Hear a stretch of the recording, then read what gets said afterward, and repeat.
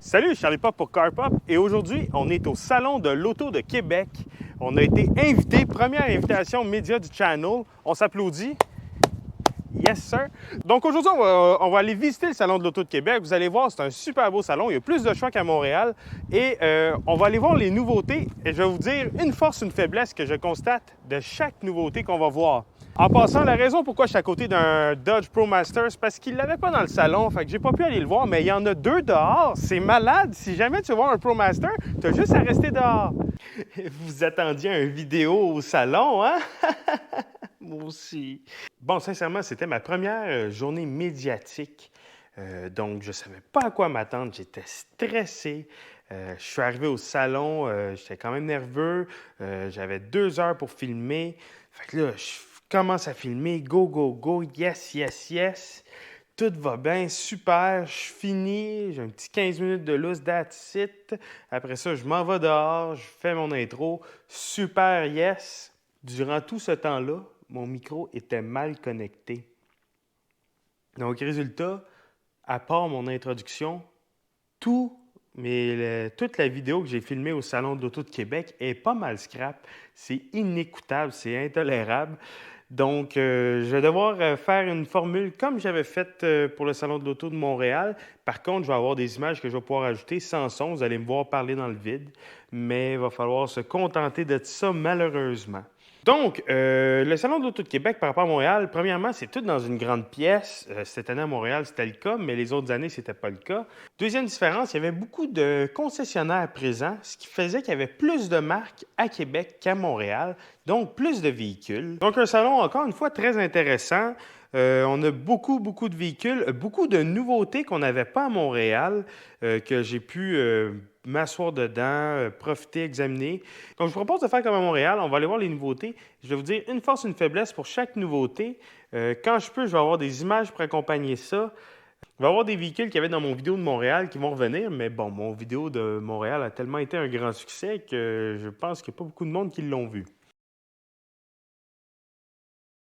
Donc, tout d'abord, du côté de Kia, on avait le Niro qui était présent en version hybride et à essence. Le Niro, à mon avis, son point fort, c'est son look. Ça ne fera pas l'unanimité, mais dans un monde où toutes les VUS commencent à se ressembler de plus en plus, le Niro se démarque vraiment. Son point faible, c'est son fameux bouton pour régler la radio et en même temps l'air climatisé.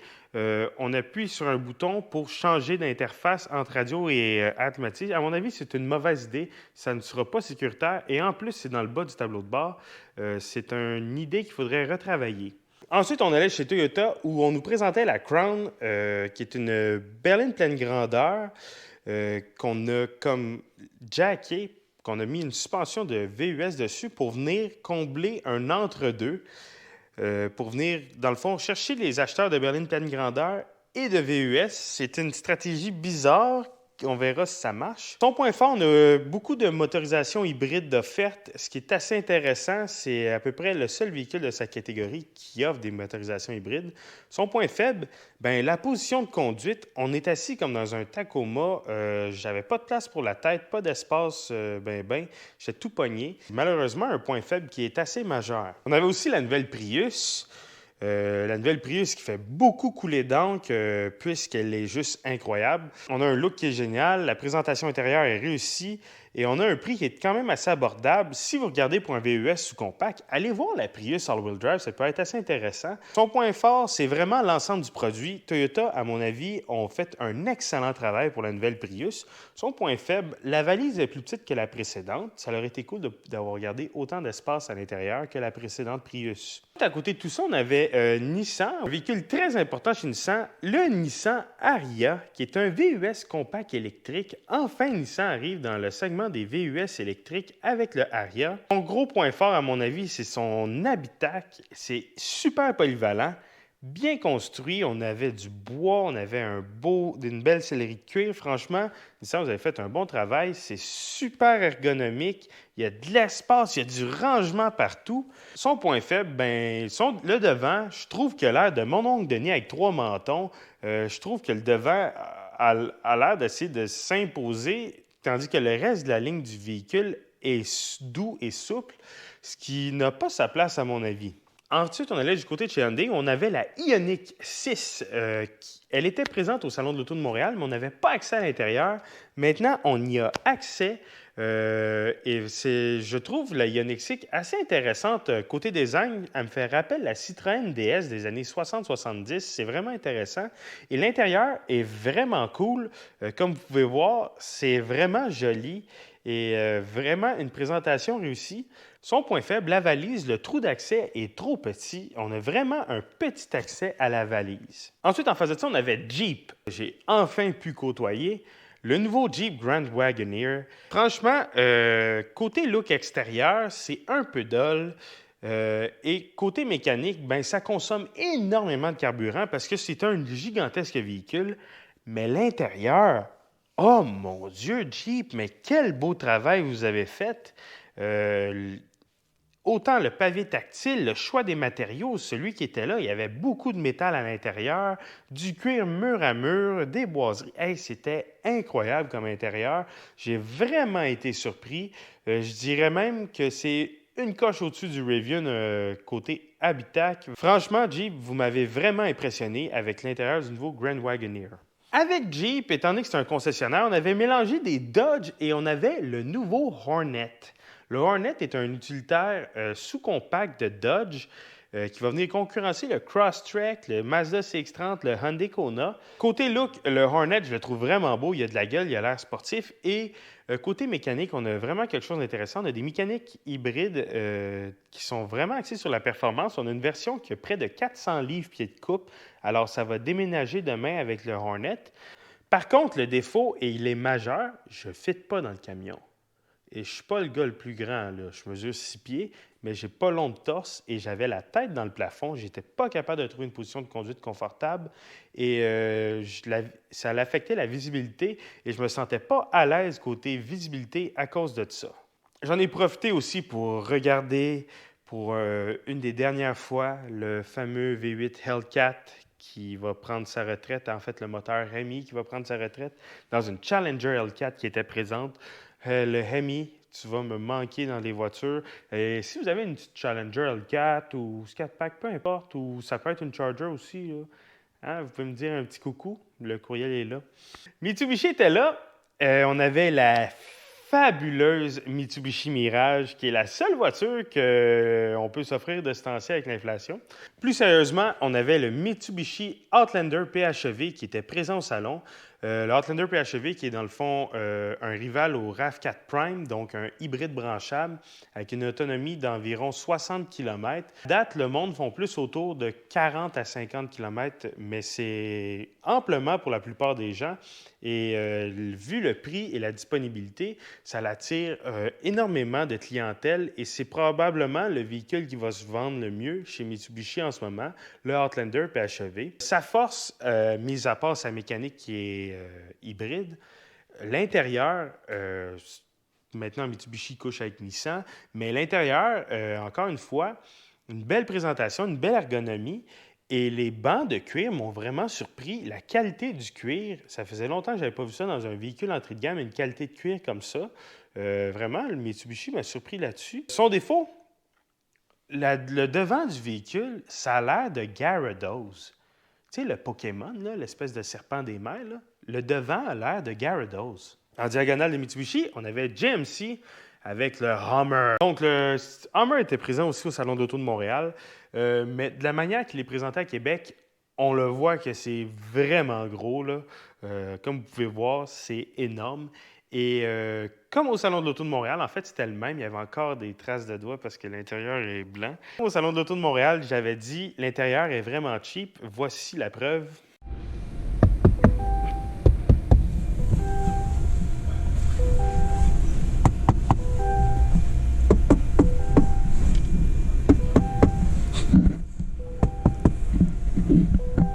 Donc, c'est ça. L'intérieur, pour le prix demandé du Hummer, autour de 150 à 200 000 c'est vraiment à retravailler. En face de GMC/Hummer, on avait Volvo, qui avait quelques modèles. C'était un concessionnaire, encore une fois.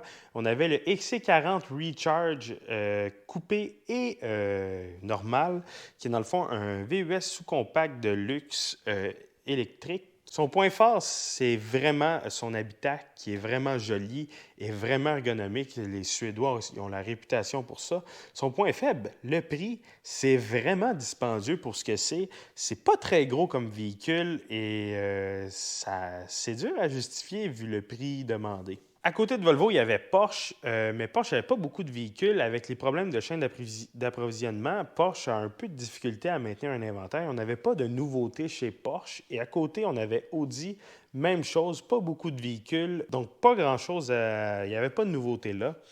À côté de ça, on avait Lexus, pas de nouveautés non plus. Juste 3 véhicules. Au Salon de l'Auto de Montréal, il y avait toute la gamme, mais à Québec, il y avait juste 3 modèles. À côté de ça, on avait Chevrolet. On n'avait pas grand-chose chez Chevrolet non plus. On avait le Traverse, on avait le Silverado ZR2, on avait le nouveau Trax, mais rien de vraiment majeur, incroyable. Je dirais que le nouveau Trax, c'est assez intéressant. C'est le prix qui va déterminer si c'est un véhicule qui en vaut vraiment la peine. Et il faut vérifier s'ils ont amélioré leur fiabilité parce que la mécanique 1 litre turbo, à date, c'est pas joyeux. À côté de Chevrolet, on avait Cadillac. Et Cadillac, il y avait la Lyriq, comme au Salon de l'Auto de Montréal. Comment je pourrais dire ça? C'est la première fois qu'un corbillard fait autant de bruit que ce qu'il transporte.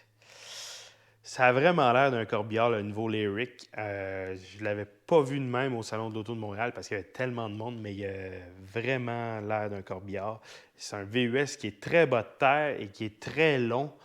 Et en tout cas, ça a l'air d'un corbillard. Et comme j'avais dit au Salon de l'Auto de Montréal, la présentation d'intérieur est réussie, mais la qualité d'exécution est très questionnable. Et voici la vidéo de l'intérieur.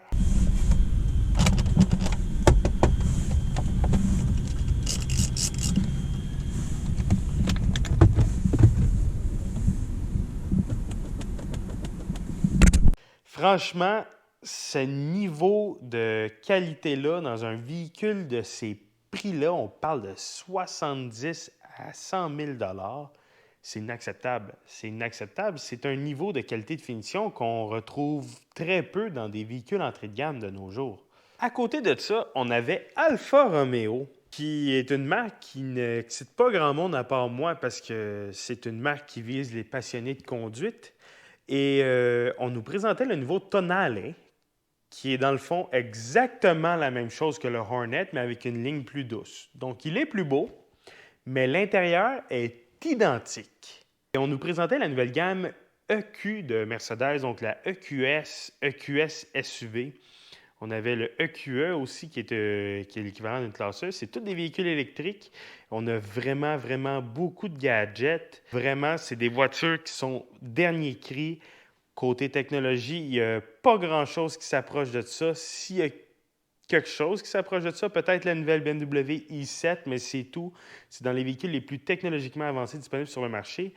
Le défaut, ils se ressemblent toutes et elles sont pas mal toutes LED. On a vraiment donné un profil aérodynamique au véhicule et je trouve pas ça très beau. On a l'impression que le véhicule a plus l'air d'un jouet que d'une Mercedes. En face de Mercedes, on avait BMW.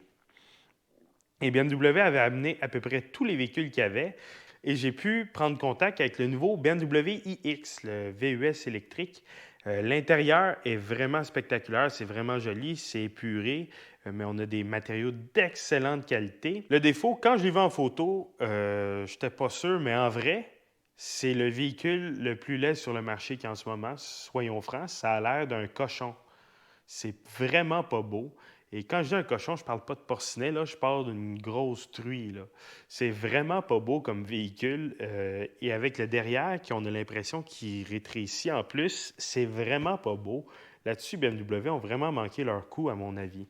À côté de BMW, on avait Infiniti. C'est ça. Non, à côté de ça, on avait McLaren. Et j'aurais dû prendre le temps de m'asseoir dedans parce que, étant donné que j'avais un accès média, j'avais le droit d'aller autour des voitures et m'asseoir dedans. Mais j'ai pas eu le temps. J'étais trop occupé à vous faire du contenu pour ensuite tout le scraper. Mais c'est ça. McLaren avait la Artura qui a vraiment de la gueule, mais qui se distingue encore pas assez de ses confrères. Mais bon, c'est une voiture qui a l'air fortement intéressante et qui est hybride, encore une fois. Donc, à suivre. Ensuite, on traverse un mur et on se retrouve chez Auto, etc. Encore une fois. Encore une fois, vous nous épatez avec des bolides incroyables. Il y avait aussi quelques véhicules de la collection de Luc Poirier. Donc, Ferrari 288, Ferrari Enzo, Bugatti Chiron, deux Bugatti Chiron, Aston Martin DBS, Ferrari SP2, Singer 911. Allez voir ça, c'est vraiment fou. Et à côté d'Auto, etc., on avait Lamborghini avec la Huracan STO et le Urus Performante, qui est toujours pas beau, côté Urus. STO qui est complètement folle. Et à côté de ça, on avait des kiosques, véhicules électriques, etc., etc. Et des voitures modifiées. Allez voir les voitures modifiées qu'il y a là. Il y a des exotiques modifiées, Ford GT. Allez voir les voitures modifiées. Ils ont l'air assez cool, merci. J'ai pas eu vraiment le temps, encore une fois. J'étais concentré à vous faire du contenu pour ensuite le scraper. Donc, c'est ça, le Salon de l'Auto de Québec, à mon avis, est mieux réussi que le Salon de l'Auto Montréal. Il manquait encore des joueurs, Honda, Volkswagen, Mazda, Acura. Il manquait encore beaucoup de joueurs, mais c'était une grosse amélioration par rapport à Montréal. Et allez le voir, c'est un salon qui est très intéressant. Vraiment, vous avez juste une fin de semaine. C'est en fin de semaine que ça se passe. Donc, allez voir ça et profitez-en et dites-moi dans les commentaires ce que vous pensez de votre visite si vous y allez. Sur ce, ben, je m'excuse de la vidéo. Je voulais vraiment faire de quoi d'incroyable et j'ai manqué mon coup. J'ai manqué mon coup, ça fait partie de la game. Mon vidéo est un échec total. Que voulez-vous? Sur ce, ben, abonnez-vous pareil, malgré l'échec de ma vidéo. Je m'en viens avec quelque chose d'assez spécial dans les prochaines semaines, un véhicule d'une autre époque. Et vous allez voir, ça va être vraiment cool. Donc, abonnez-vous pour voir ce qui s'en vient.